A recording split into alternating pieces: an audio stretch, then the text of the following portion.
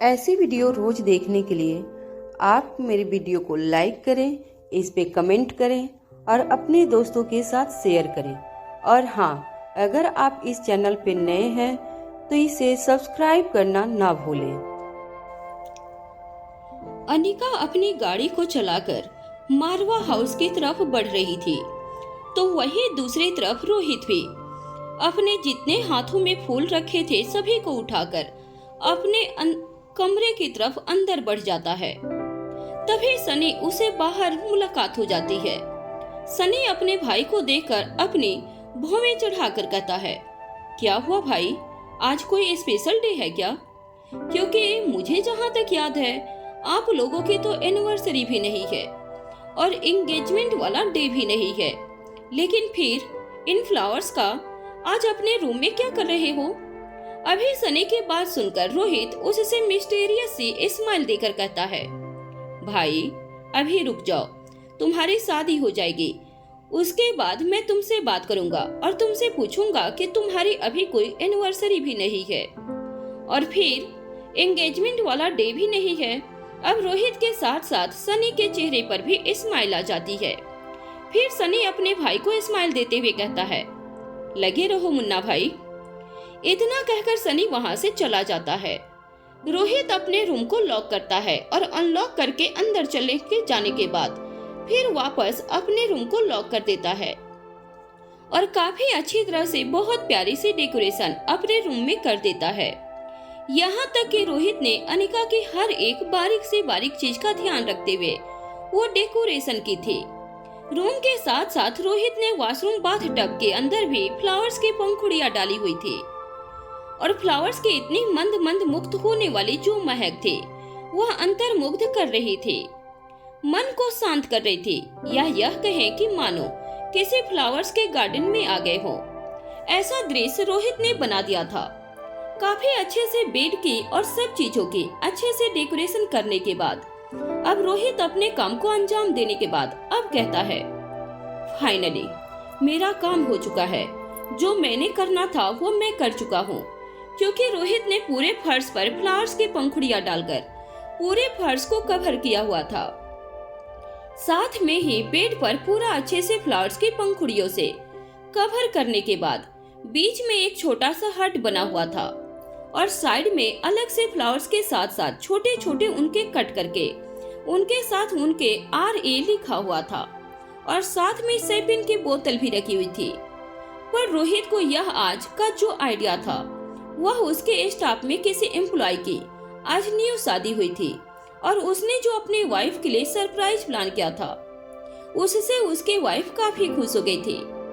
रोहित ने उनकी बातें सुन ली थी कि जब रोहित मारवा राउंड पर थे तभी रोहित के दिमाग में यह सब खिचड़ी पकनी स्टार्ट हो गई थी।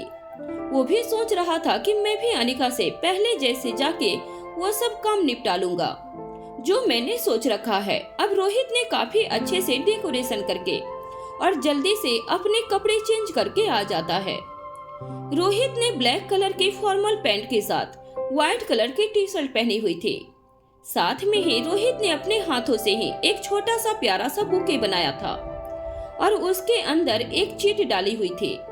अब रोहित बार बार अनिका का इंतजार कर रहा था, क्योंकि रोहित बार बार विंडो से देख रहा था, कहीं अनिका तो नहीं आई, कहीं अनिका तो नहीं आई। लेकिन रोहित फोन करके भी नहीं पूछ सकता था कि अनिका तुम कहाँ पर हो, क्योंकि अनिका को कहीं न कहीं रोहित पर किसी तरह का शक हो जाता, क्योंकि अक्सर रोहित 1 या 2 बार ही कॉल करता था, लेकिन आज उसने ज्यादा बार अनिका के पास कॉल कर चुका था। अब उसके पास कोई बहाना नहीं था, क्योंकि बच्चों के बारे में भी अनिका ने उसे पहले ही बता दिया था। अब रोहित बस था तो इंचार्ज अनोखी का। तब तक रोहित आराम से बैठकर अपने बेड पर बैठ जाता है और अपने फोन को निकालकर कुछ टाइप करने लग जाता है। तभी रोहित ने टाइप करने के बाद फिर गाड़ी का हॉर्न रोहित को सुनाई देता है। रोहित को पता चल जाता है कि अनिका आ चुकी है, इसलिए रोहित जल्दी से अपने फोन को अपने पॉकेट में डालता है और सारी की सारी लाइट ऑफ कर देता है और फिर आराम से एक कॉर्नर में जाकर खड़ा हो जाता है। अनिका अब अंदर आ जाती है और अपने बेडरूम की तरफ अपना कदम बढ़ा देती है। कुछ टाइम के बाद ही अनिका की दस्तक अपने बेडरूम के बाहर दरवाजे पर होती है, लेकिन अनिका ने देखा कि दरवाजा पहले से ही खुला हुआ है, क्योंकि रोहित ने अनिका के लिए पहले से ही दरवाजा खोला हुआ था। अब अनिका दरवाजे को सीधा थोड़ा सा प्रेस करती है और अंदर की तरफ जैसे ही कदम बढ़ाती है, अनिका को काफी अच्छी खुशबू आ रही थी, मानो उसके तन मन को शांति मिल रही हो। अब अनिका काफी कंफ्यूज हो जाती है कि वह ऐसी खुशबू कहां से आ रही है। फिर अनिका को इधर उधर देखती है, लेकिन लाइट तो ऑफ थी, इसलिए अनिका को कुछ दिखाई भी नहीं दे रहा था। तभी अनिका आवाज लगाती है, मिस्टर मारवा। अब अनिका आगे न बढ़कर वापस बाहर की तरफ इधर उधर घूमने लग जाती है, क्योंकि अनिका को पता था कि अनिका की थोड़ी सी आवाज से ही रोहित उसके सामने प्रकट हो जाता था। अब अनिका के दिमाग में कुछ चलने लग जाता है कि अगर मिस्टर मारवा गए तो गए कहाँ। और अब अनिका अंडरग्राउंड लैब की तरफ जैसे ही अपने कदम बढ़ाती है तो उसे सामने से सनी आता हुआ दिखाई देता है। अब अनिका कहती है, सनी, क्या मिस्टर मारवा अंडरग्राउंड की तरफ? तभी सनी इतना बात कहने से पहले ही मना कर देता है, नहीं भाभी, वो भैया उधर नहीं गए, कुछ टाइम पहले तो अपने रूम में ही थे। अब अनिका वापस अपने रूम की तरफ कदम बढ़ा देती है, लेकिन मिस्टर मारवा रोहित तो चुपचाप था, क्योंकि वह अनिका को परेशान करना चाहता था, इसीलिए वह छुपा हुआ था। वो देखना चाहता था कि रोहित के गैर मौजूदगी में अनिका उसके लिए कितनी परेशान हो सकती है। अब इधर उधर घूमने के बाद, घर में सभी से पूछने के बाद, लेकिन अब अनिका वापस अपने रूम में आ जाती है कि सभी का मानना यही था कि रोहित अपने रूम में ही है। अब अनिका जैसे ही अपने कदम बढ़ाती है, वैसे ही अनिका के पैर डगमगाने लग जाते हैं, क्योंकि अंधेरे में अनिका अपने रूम की लाइट ऑन करने के लिए बढ़ती है, लेकिन उसे स्विच अच्छे से दिखाई नहीं दे रहा था, इसलिए उसका पैर हल्का सा फिसल जाता है, क्योंकि नीचे फ्लावर्स की पंखुड़ियां रखी हुई थी। तो अनिका को गिरने से पहले ही रोहित अपने बाहों में उठा लेता है। रोहित अपनी बाहों में उठाकर उसे अपने बेड तक ले जाता है। आए, वो देख नहीं पा रहा था, लेकिन उसकी खुशबू और उसके टच को अच्छे से महसूस कर रही थी। उसे अपने भाव से बिठाकर बेड तक लेकर जाता है। अब अनिका को गुस्सा आने लग जाता है। फिर अनिका कहती है, मिस्टर मारवा, ये कैसी हरकत है? आप यह सब कैसे और क्या कुछ कर रहे हो? मुझे कुछ भी पता नहीं चल रहा है और न ही मुझे कुछ दिख रहा है। अब अनिका अपने बेड पर बैठ जाती है। उसे तभी याद आता है, उसके साइड में जो लैंप थे बेड के, उसके ऑन करती है। तभी अनिका वहाँ का नजारा देखकर काफी शौक रह जाती है और उसके बाद रोहित जाकर पर्दे के पीछे छुप जाता है। अब अनिका समझ जाती है कि रोहित की कोई न कोई शैतानी है। अब अनिका को काफी हंसी भी आ रही थी और रोहित पर प्यार भी आ रहा था, क्योंकि पूरे दिन की थकावट रोहित ने अनिका की छू मंतर करके उड़ा दी थी। अब अनिका सारी चीजों को देखने के लिए काफी सरप्राइज थी और काफी एक्साइटेड भी थी, इसलिए अनिका बेड के साइड में दूसरा वाला लैंप भी ऑन कर देती है। दोनों लैंप की लाइट इतनी प्यारी थी और ऊपर से फ्लावर्स का ऐसा कलर कॉम्बिनेशन रोहित ने डेकोरेशन किया हुआ था। अब अनिका इधर उधर देखती रहती है, लेकिन अब उसे रोहित बिल्कुल भी दिखाई नहीं देता। अब अनिका काफी कंफ्यूज हो जाती है और फिर कहती है, मिस्टर मारवा, ये कैसा खेल खेल रहे हो? आप लुका छिपी वाला खेल खेल रहे हो क्या? अब अनिका कहती है, मैं आपको ढूंढ ही लूंगी। लेकिन अनिका इधर उधर देखती है, लेकिन रोहित बार बार अपनी जगह बदल देता है। अब अनिका वापस अपनी दूसरी बड़े वाले लाइट को ऑन करके जैसे ही अपने कदम बढ़ाती है, रोहित उसे अपनी बाहों में उठा लेता है और उसे बेड पर दोबारा से लेकर जाता है। अब अनिका को कहता है, अनिका, मैंने यह सरप्राइज आपको बस इस लैंप की लाइट से देखने के लिए ही दिया है, ना कि बड़े वाली लैंप से देखने के लिए दिया है। प्लीज रूम की अभी लाइट ऑन मत करना, क्योंकि अभी तुम्हारे लिए बहुत सारे सरप्राइज है। अनिका रोहित से कहती है, मिस्टर मारवा, इतने सारे तो आपने मुझे सरप्राइज दे दिए, और क्या बाकी है? तभी रोहित अपने बेटे से एक बुके निकालता है। अनिका के हाथों में थमा देता है। अनिका जैसे ही बुके को देखती है काफी सरप्राइज हो जाती है, क्योंकि बहुत प्यारा और यह बुके था। अनिका को यह बहुत पसंद आया था। अब अनिका जल्दी से उसमें से एक चिट देखती है और उसे बाहर निकालती है। उसमें लिखा हुआ था, तुमको पाया है तो खोया हूँ, कह न पाऊं तुमसे भी अब क्या कहूँ। अभी अनिका ने बस ये 2 लाइन पढ़ी थी, तभी रोहित पीछे से एक मंद मंद म्यूजिक ऑन कर देता है और अनिका को अपने हाथ का इशारा करता है और अनिका भी रोहित की तरफ अपना हाथ दे देती है। फिर दोनों डांस करने लग जाते हैं। धीरे धीरे जैसे जैसे सॉन्ग के बोल आ रहे थे, ऐसे ऐसे रोहित और अनिका एक दूसरे में खो रहे थे। फिर रोहित अनिका को कमर से टाइट पकड़ लेता है। अनिका भी अपनी बाहों के ग्रिप बनाकर रोहित के गले में डाल देती है तो उसे कमर से पकड़ लेता है और अच्छे से उसे इधर से उधर लेकर जाता है। अब अनिका कहती है, मिस्टर मारवा, आप परेशान मत हो और आप थक जाओगे, इसलिए मुझे आराम से बेड पर बैठ जाते हैं। उसके बाद दोनों काफी सारी बातें करते हैं। अब रोहित कहता है, आप मुझे यह बताओ कि तुम्हें मेरा यह प्यारा सा सरप्राइज कैसा लगा।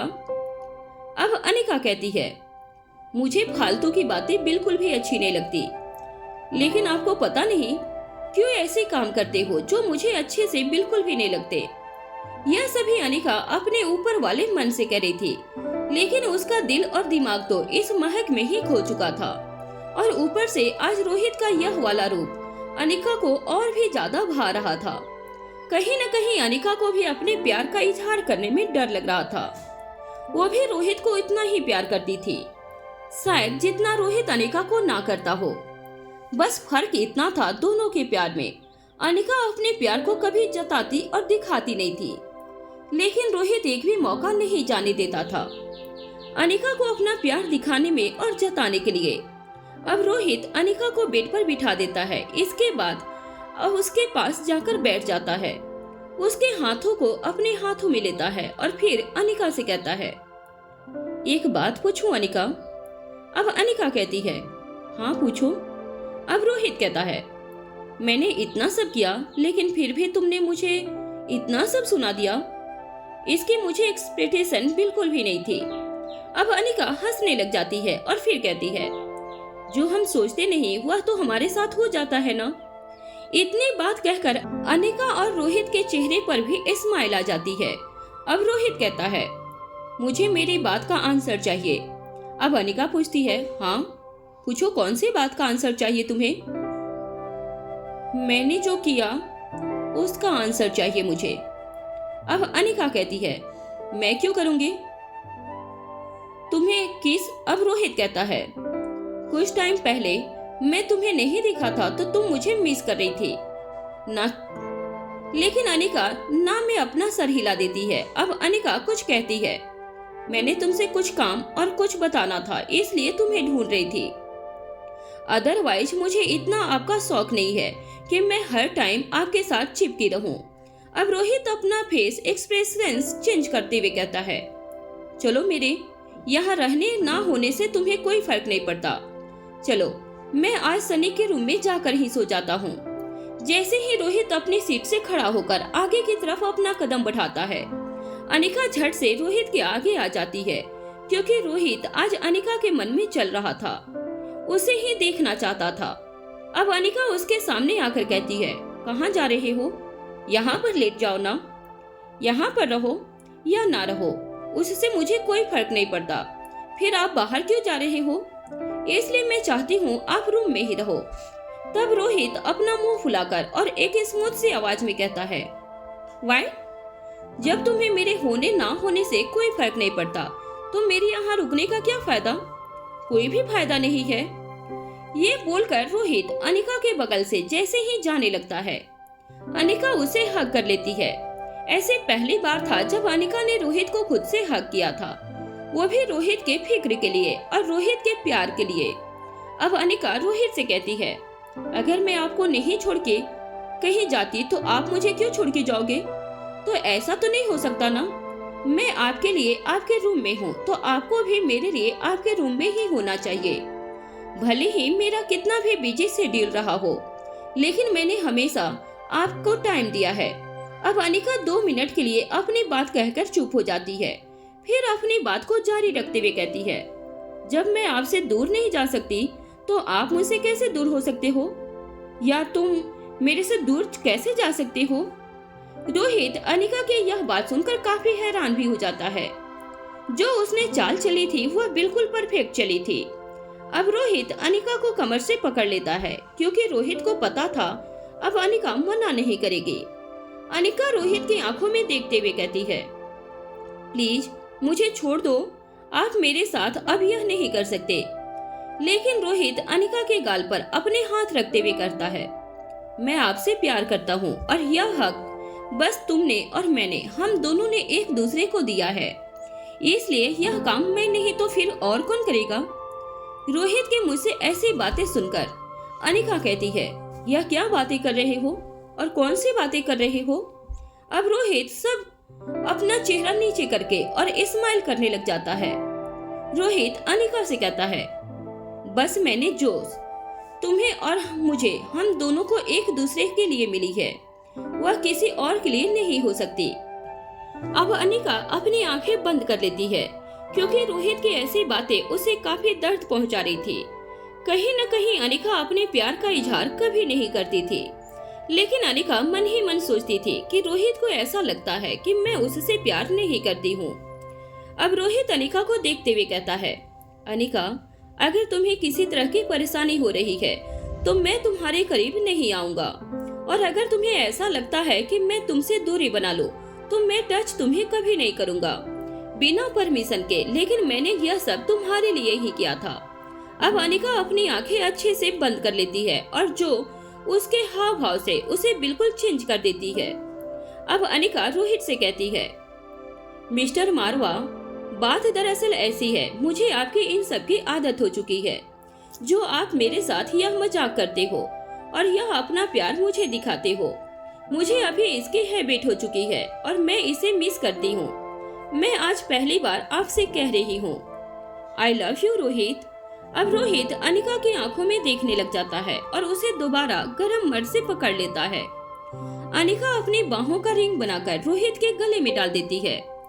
अब अनिका और रोहित एक दूसरे की तरफ देखने लग जाते हैं, आंखों ही आंखों में कुछ कह रही हूँ। अब रोहित अनिका से कहता है, अनिका, एक बात और पूछूं? अनिका कहती है, मिस्टर मारवा, आप कितने सारे सवाल करते हो, आजकल इतने सवाल तो शायद रिया भी नहीं करती। अब रोहित कहता है, बस लास्ट चांस। अनिका कहती है, चलो पूछो। अब रोहित कहता है, हमारे 3 बच्चे हैं, लेकिन हमने अच्छे से उनका बचपन नहीं देखा। वो तीनों बच्चे हमारे बिना परमिशन के हमारे द्वारा पैदा कराए गए हैं, लेकिन हमारा अपने परमिशन से तो कोई बच्चा नहीं है। अब अनिका रोहित को झट से कोहनी मारती है और रोहित को दूर कर देती है। अब अनिका कहती है, मिस्टर मारवा, आप क्या बेतुकी बातें कर रहे हो? रोहित कहता है, अनिका, थोड़ा सोच के देखो, बात में तो लॉजिक है, अगर तुम मानो या ना मानो वो तुम्हारी इच्छा है। अब अनिका कहती है, मिस्टर मारवा, मैं ऐसा वैसा कोई काम नहीं करने वाली, क्योंकि मेरे 3 बच्चे हैं, बस मेरे लिए वही काफी है, और 4th आप हो। हमारी फैमिली अच्छी खासी है। अब रोहित कहता है, अनिका, मैं कुछ नहीं कह रहा।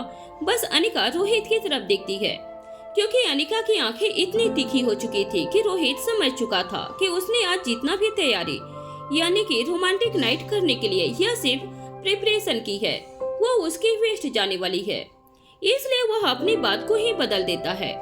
रोहित कहता है, अनिका, मेरा मतलब वो नहीं था जो तुम समझ गई।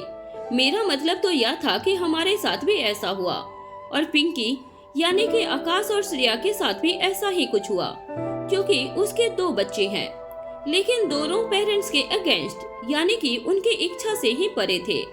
पिंकी को पहले ही आकाश के पास छोड़ दिया गया, उसे माँ का प्यार नहीं मिला, और सेकेंड बार मदर बनी यानी कि वह प्रेग्नेंट हुई तो उसे आकाश का प्यार नहीं मिला। अब अनिका कहती है, हाँ मिस्टर मारवा, मैं आपकी हर बात को समझ सकती हूँ, आप क्या कहना चाहते हो। अब रोहित अनिका की तरफ देखकर उसके तरफ आगे बढ़ने लग जाता है। अनिका रोहित से कहती है, मिस्टर मारवा, आप मुझसे दूर हो जाओ। क्यों? क्योंकि आप मेरे पास मत आओ। लेकिन रोहित अपने कदम बढ़ाने लग जाता है। अनिका जैसे जैसे पीछे हो रही थी वैसे वैसे रोहित भी उसकी तरफ खींचा चला जा रहा था। अब अनिका दीवार के साथ लग जाती है क्योंकि पीछे कोई रास्ता नहीं था, पीछे बस दीवार ही थी। इसलिए रोहित अब अनिका के पास आ जाता है। दीवार को एक हाथ से ऊपर से पकड़ लेता है तो दूसरे से नीचे की तरफ दीवार पर हाथ लगा लेता है ताकि अनिका आगे और साइड से बाहर न जाए।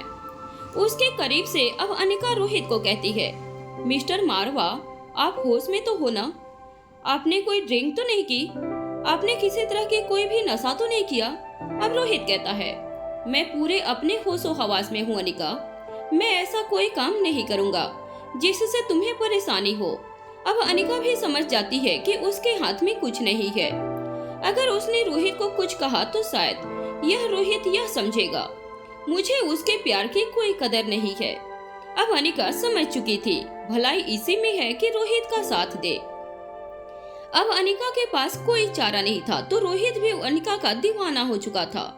ऊपर से फ्लावर्स की महक, ऊपर से अनिका का नशा रोहित के सिर पर चढ़कर बोल रहा था। रोहित अब अनिका को दीवार के साथ सट कर खड़ा हो जाता है और साथ में आगे की तरफ अनिका के आगे हो जाता है। अनिका रोहित को देखती है और उसकी आंखों में खो जाती है।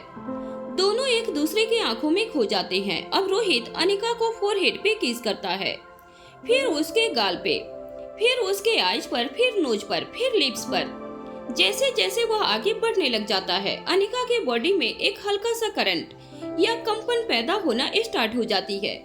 अब रोहित अनिका को गोद में उठाकर बेड पर लेकर जाता है। वहीं दूसरी तरफ दमयंती देवी का किला। दमयंती काफी परेशान थी क्योंकि उसने जो अनोखे को काम दिया था वह अनोखे करके आ गई थी, लेकिन उसे सक्सेसफुल हो या ना हो यह तो आने वाले टाइम में ही पता चलेगा। अब दमयंती अनोखे के साथ वापस लच्छू के केबिन की तरफ अपना कदम बढ़ा देती है। दूसरी तरफ केबिन के अंदर सभी जो वहाँ के डॉक्टर सिपाही थे वह लच्छू का ट्रीटमेंट कर रही थी और उसके बॉडी को क्लीन कर रही थी। जैसे ही दमयंती के हार्ट उन्हें सुनाई देती हैं, वह वापस अपनी जगह से पीछे हो जाती हैं। फिर दमयंती उनके देख रेख देखकर बहुत ज्यादा खुश हो जाती है क्योंकि अब लच्छू की बॉडी में बहुत सारे चेंज आ चुके थे, यानी कि उसकी स्किन में काफी खिंचाव हो गया था। यानी कि जो लड़की 26 से 28 के बीच में थी अब वह मात्र 21 साल की दिखने लग गई थी। इतना चेंज उसके बॉडी में आ चुका था। अब यह एक नजर देखी जाए तो यह नहीं पहचाना जा सकता कि यह लच्छू है या फिर कोई और, क्योंकि काफी चेंज आने के साथ साथ उसमें काफी बदलाव भी आ गए थे, यानी कि उसके दिमाग भी काफी चेंज आ चुके थे।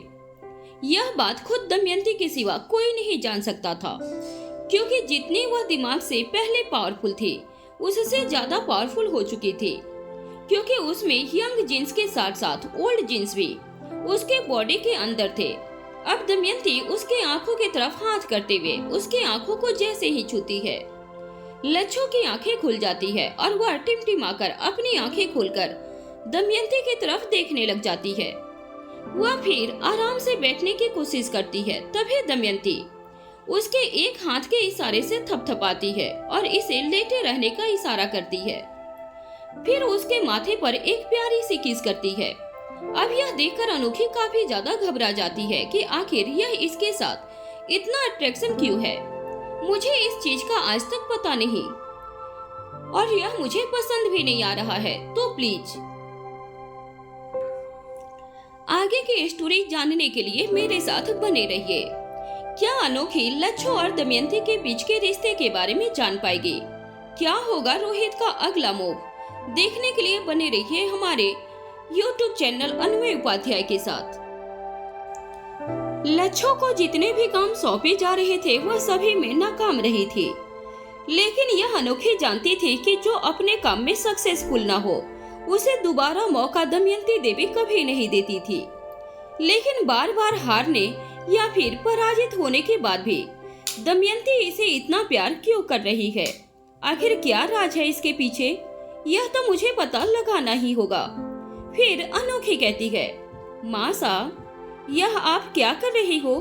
अब अनोखी की बात सुनकर दमयंती हाथ के इशारे से चुप रहने का इशारा करती है, क्योंकि खुद लच्छू की ऐसी हालत देखकर दमयंती का जो आज खुशी उसके मन में और दिमाग में चल रही थी, उसके सिवा कोई नहीं समझ पा रहा था और ना ही जान पा रहा था। तभी दमयंती उन औरतों को अपने पास बुलाती है। जो डॉक्टर थी वह सब औरतें आकर दमयंती का इशारा पाते इसके साथ में जाकर खड़ी हो जाती है। फिर दमयंती कहती है, मुझे इसके चेहरे में हल्की सी सर्जरी करानी है। हल्की सी सर्जरी चाहिए जिससे कि इसे एक बार देखने से कोई भी पता न लगा पाए कि यह कौन है, लेकिन फिर भी दूसरी बार जब भी कोई देखे तो उसे फिर भी पता नहीं लगे कि आखिर यह कौन है। इसलिए जो इसकी यह चेहरा है इसका लुक चेंज करने के लिए तुम्हें इसकी सर्जरी करनी होगी। तभी उनमें से जो सबसे बड़ी डॉक्टर थी वो कहती है, मासा, यह काम लच्छू के सिवा कोई नहीं करता था और हमने यह काम बिल्कुल भी नहीं किया, तो हम क्या कर सकते हैं? क्योंकि आकाश की जो सर्जरी थी वह खुद लच्छू द्वारा ही की गई थी। अब दमयंती काफी कंफ्यूज हो जाती है कि अब वह आगे क्या करे, क्योंकि खुद भी आज तक दमयंती ने किसी की सर्जरी नहीं की है। लेकिन यह तो सवाल खुद उसकी बेटी और उसके चेहरे का है, इस पर तो दमयंती कभी रिस्क नहीं लेगी। अब दमयंती इधर उधर टहलने लग जाती है और वह काफी कंफ्यूज भी थी। तभी उसे दिखाई दे पड़ता है कि वही डॉक्टर एक कॉर्नर में बंधा हुआ है, क्योंकि उसने भागने की कोशिश की थी तो उसे पकड़कर वहीं बांधा गया था। तभी उसकी तरफ देखती है तो कहती है, इसे छोड़ दो। तभी कुछ औरतें जाकर उसे बेलों से रिहा कर देती है। वह आदमी यानी कि वह डॉक्टर अब दमयंती के पास आकर पैरों में गिड़गिड़ाने के और भीख मांगने लग जाता है। कहता है, प्लीज मुझे जाने दो, मैं आपके बारे में किसी को कुछ नहीं बताऊंगा।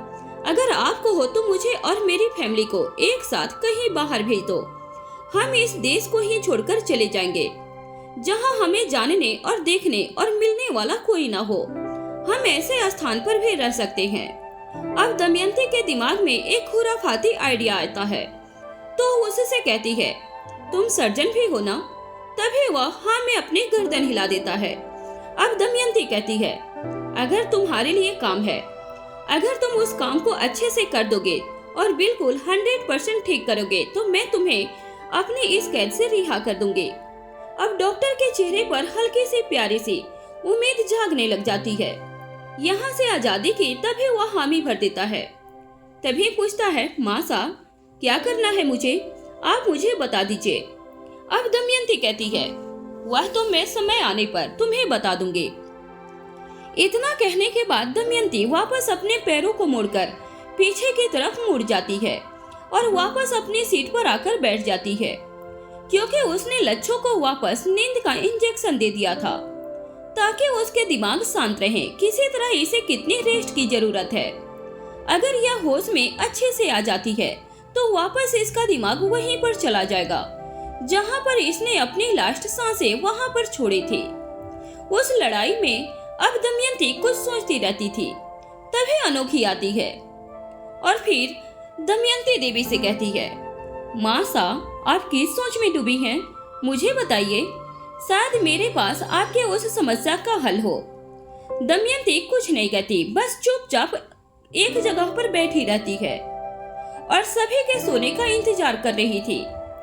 फाइनली सबकी आंखें लग जाती है, उसे पता लग जाता है। वहीं दूसरी तरफ गुलेरिया हाउस में अधिकतर मेंबर सो चुके थे, क्योंकि सभी के रूम की लाइट ऑफ हो चुकी थी। इसलिए करण गुलेरिया जल्दी से अपने रूम से बाहर निकलते हैं और कुछ बैग लेकर बाहर आ जाते हैं और अपनी गाड़ी में बैठ जाते हैं और अपनी गाड़ी को किसी तरफ मोड़कर सड़क पर चलाने लग जाते हैं। कुछ टाइम के बाद ही करण गुलेरिया जहां पर जाना चाहते थे वहां पर पहुंच जाते हैं। वहां पर जाकर खड़े होकर किसी का इंतजार करने लग जाते हैं। उनके हाथ में एक फोटो थी, एक बैग था, वही किसी के आने का इंतजार कर रहे थे। तभी वहां पर एक बाइक आई। एक व्यक्ति उस पर से उतरा, जो व्यक्ति बिल्कुल करण गुलेरिया की एज का ही था, लेकिन उसने अपने फेस को पूरी तरह से कवर किया था।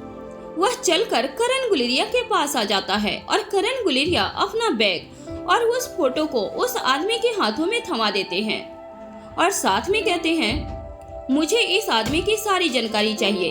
यह कहाँ रहता है, क्या करता है और पिछले 30 सालों से यह कहाँ पर है और क्या काम कर रहा है। सब कुछ करण गुलेरिया की बात सुनकर उस आदमी ने कहा, आपका काम हो जाएगा सर। आपके बाद करण ने उस बैग को भी उसकी तरफ बढ़ाते हुए कहा, यह तुम्हारे काम के आधे पैसे हैं, बाकी के तुम्हारे काम पूरा होने के बाद मैं तुम तक पहुंचा दूंगा। अपनी बात पूरी करने के बाद करण गुलेरिया अपनी गाड़ी लेकर वहां से निकल गए थे। बहुत लंबे समय के बाद आज करण ने अपनी गाड़ी खुद ड्राइव की थी। सुबह हो चुकी थी। रोहित और अनिका भी अभी उठ चुके थे।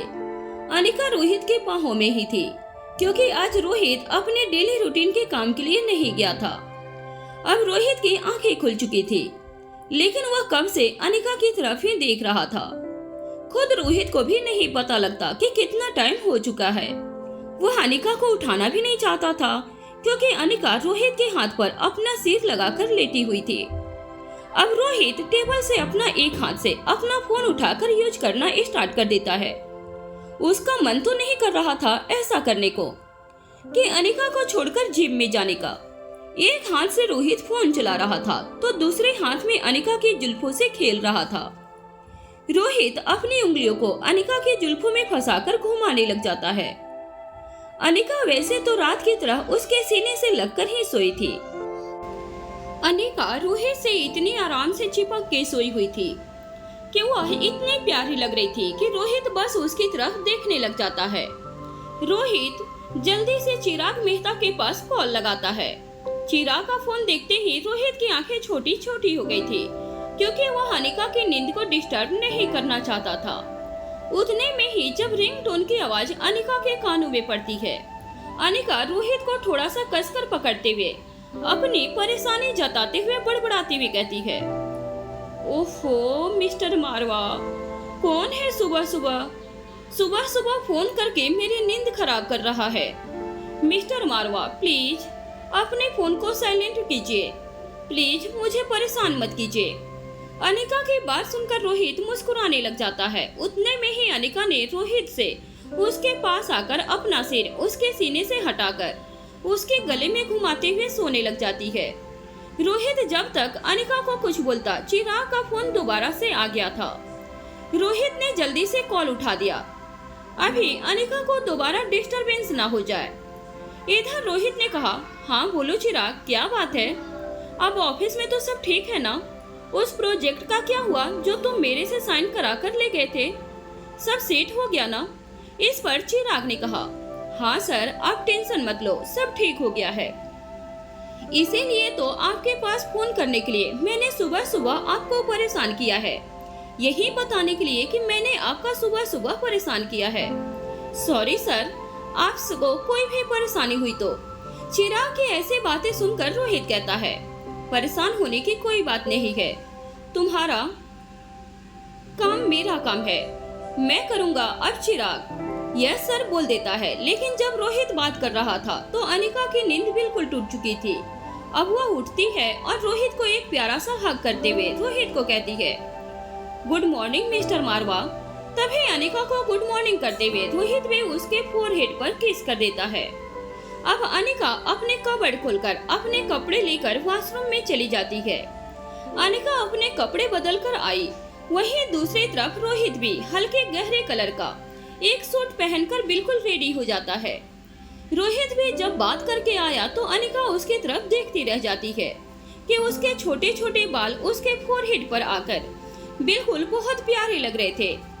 अनिका वॉशरूम से आकर अब रोहित की तरफ आगे बढ़ जाती है और रोहित से आता है। अनिका उसकी तरफ देखती रह जाती है। अब उसकी नजरें रोहित से हट ही नहीं रही थी। अनिका भी थम सी गई थी। अनिका ने आज ब्राउन कलर का एक जंप सूट पहना हुआ था, जिसकी वजह से सिर्फ एक गला था, जिसके आगे का गला ज्यादा बड़ा न होते हुए उसका पीछे का गला ज्यादा डीप था, जो कि स्लीवलेस था। उसके गोरे बदन, गोरे गर्दन और उसके गोरे गोरे गाल, उसके लंबे बाल रोहित को भी अपनी तरफ अट्रैक्ट कर रहे थे। अनिका उतने में ही रोहित का फोन बजने लगता है। रोहित का ध्यान टूट जाता है। वह अपने जेब से फोन निकालने अनिका की तरफ से मुड़ जाता है। अनिका भी अब मिरर के सामने जाकर खड़ी हो जाती है और अपने बालों को संवारने लग जाती है। ऐसे रोहित वॉशरूम से बाहर आता है। अनिका रोहित की तरफ देखते रह जाती है क्योंकि आज रोहित काफी अट्रैक्टिव लग रहा था। तभी रोहित अनिका की तरफ देख रहा था क्योंकि अनिका भी आज काफी अच्छी लग रही थी। भले ही दोनों ने मैच करके कपड़े नहीं पहने थे, अपने आप से ही पहने थे, लेकिन आज दोनों के कपड़ों का कलर कॉम्बिनेशन सेम ही था, इसलिए दोनों काफी अच्छे लग रहे थे। तभी रोहित अनिका के पास आकर कहता है, देखो हाँ, हम दोनों की सोच और मैच और पसंद कितनी मिलती जुलती है। अब अनिका भी प्यारी सी स्माइल दे देती है। अब रोहित अनिका को छेड़ने के लिए उसके पास आ जाता है। तभी अनिका कहती है, मिस्टर मारवा, आजकल आप काफी शैतानी बहुत ज्यादा बढ़ चुकी है, क्योंकि आप पता नहीं कभी भी कुछ भी करने लग जाते हो। अब रोहित कहता है, नहीं अनिका, मैं ऐसा कुछ नहीं कर रहा, बस मैं अपनी प्यारी सी अनिका यानी कि अपनी प्यारी सी बीवी को हग करने के लिए आया हूँ। अब अनिका कहती है, बस हग ना। अब रोहित भी हाँ में अपना सर हिला देता है और अनिका रोहित हग करते हैं और अनिका को रोकते हुए कहता है, मुझे ऑफिस में जरूरी काम है, इसलिए मैं जा रहा हूँ। इतना कहकर रोहित अपना बैग और लैपटॉप लेकर जैसे ही रूम से बाहर निकलता है, तभी उसकी मुलाकात सनी से हो जाती है। अब सनी रोहित को टोंट मारते हुए कहता है, भैया नींद तो अच्छी आई होगी ना। अब रोहित कहता है, तुझे मेरे सोने जगने का ज्यादा कुछ ख्याल हो रहा है ना आजकल। क्या बात है भाई, आजकल तुम्हारा ध्यान मुझ पर ही है, क्या अपनी मुक्ता पर नहीं है तुम्हारा ध्यान। अब रोहित यह बात करता है, तभी अनिका भी पीछे से आ जाती है। वो कहती है और अपने दोनों हाथों को क्रॉस कर और दीवार के साथ सटकर खड़ी हो जाती है। फिर पीछे से आवाज करके कहती है, मिस्टर मारवा, यह सब आपका ध्यान इसलिए रख रहा है क्योंकि आप तो इसका ध्यान नहीं रख रहे हो, क्योंकि वजह से इन दोनों की एंगेजमेंट हुई है, लेकिन आपने तो शादी का सिलसिला बिल्कुल उठाया ही नहीं है। अब इनको एंगेजमेंट करने तक ही सीमित रखोगे क्या? आगे की कुछ बात चलाओगे भी? अब रोहित भी समझ जाता है कि सनी बार बार उसका मजाक क्यों उड़ा रहा है। अब रोहित सनी की तरफ प्यारी से स्माइल देता है, फिर कहता है, बहुत जल्द तुम्हें भी शादी के बंधन में बांधने वाला हूँ, थोड़ा सा सब्र रखो। अब सनी के चेहरे पर भी प्यारी सी स्माइल आ जाती है और शर्म के साथ गाल लाल हो जाते हैं। सनी अब आगे की तरफ बढ़ जाता है तो वहीं दूसरी तरफ रोहित मारवा भी आगे की तरफ बढ़ जाता है और फिर रुक जाता है। फिर पीछे की तरफ मुड़कर देखता है तो अनिका, थैंक यू तुम्हें मुझे याद दिलाने के लिए। अनिका भी कहती है, कोई बात नहीं मिस्टर मारवा, यह तो हमारी पर्सनल बात है। रोहित अब अनिका से कहता है, अनिका, आज भी तुम्हें कोई सरप्राइज चाहिए क्या?